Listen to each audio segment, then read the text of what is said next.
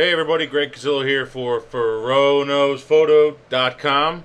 This week Jared asked me to do a video on where are my photos in Lightroom and how do I import, mainly in Lightroom 3.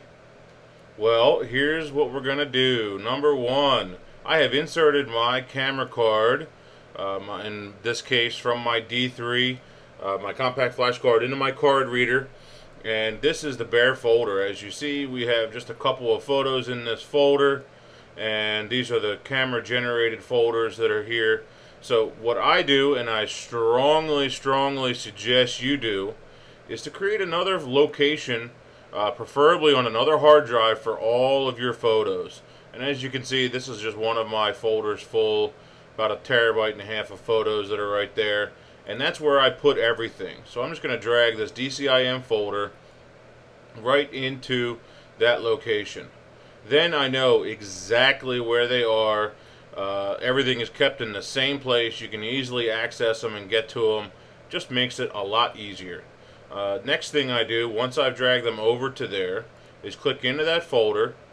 Since we're already here, click this, and then we drag and drop this right into Lightroom. Now, this brings up my import dialog box.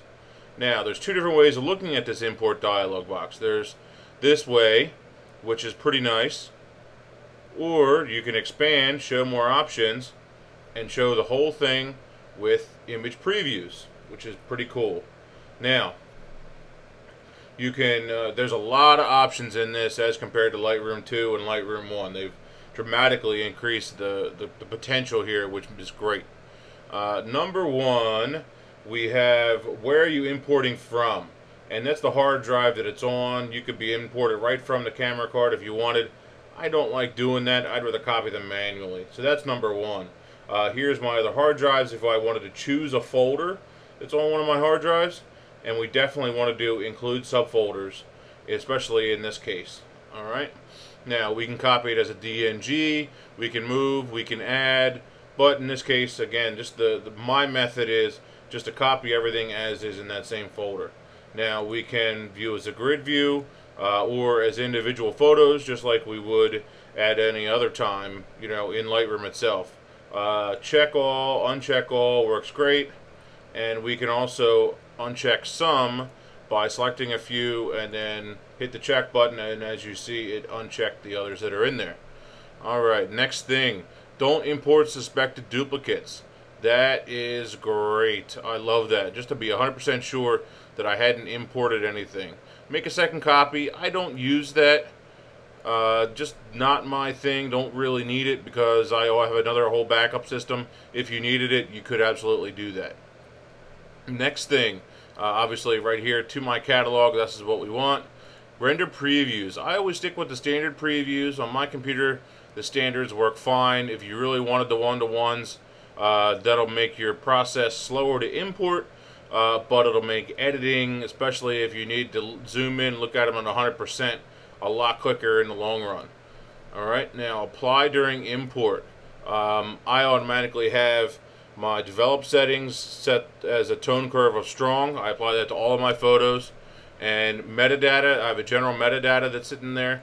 And then keywords, I'm just going to do sunset, and I am going to do clouds, and I'm going to say blue sky, and I'm maybe going to say tree silhouette. Hopefully I spelled that right. And that's about it. So then we are going to, down here at the bottom, we play with that, check all, sort by capture time, which makes it nice. Thumbnails, you can make them bigger and smaller. So now we're just going to hit import. So Lightroom will automatically go to the previous export collection, kind of temporary collection that's up here. And that's fine for most people. I like to immediately go down here to the main folder.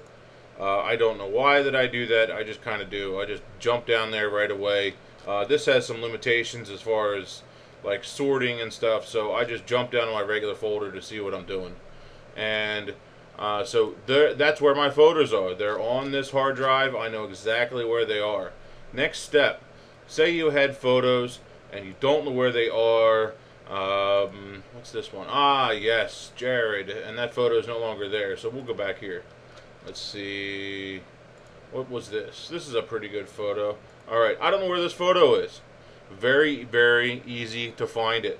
Right click on the photo, show in Explorer, and the window pops up, shows you exactly where it is. Now I'm on a Windows 7 machine, and I can see it's on my X drive, and then Scenic, and then the RAW folder, and that's where it is.